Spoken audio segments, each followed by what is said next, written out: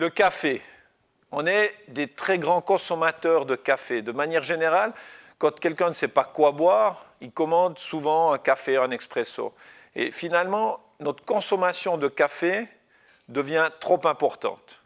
Bien sûr, les vendeurs de café vont vous dire que le café contient des antioxydants, que les tanins que contient le café sont protecteurs au niveau cardiovasculaire, mais vous pouvez aussi imaginer que quand vous buvez 6, 8, 10, voire même parfois chez certaines personnes jusqu'à 15 expressos par jour, eh bien, vous n'aurez plus un effet protecteur. Finalement, c'est toujours la dose qui fait le poison.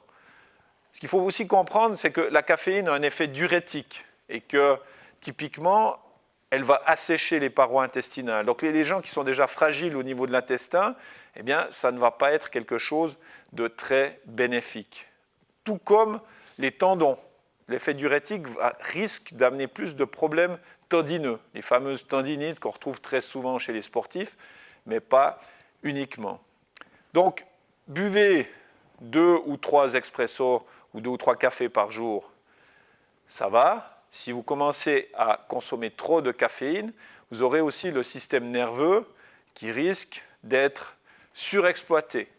Donc, on va le fatiguer, ce système nerveux. Alors que si le matin, vous buvez juste un café, eh bien, ça aura un effet boostant sur le cerveau, un effet qui va être bénéfique, évidemment. Souvent, on me pose la question, mais finalement, qu'est-ce qu'il en est avec la théine? Est-ce que c'est la même chose?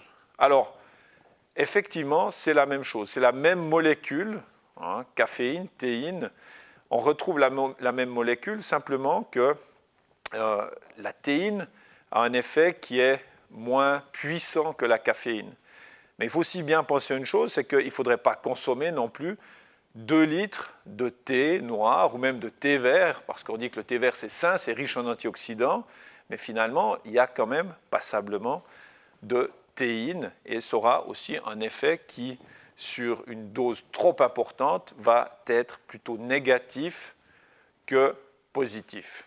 Donc oui pour la caféine, oui pour la théine, mais dans des doses qui sont raisonnables.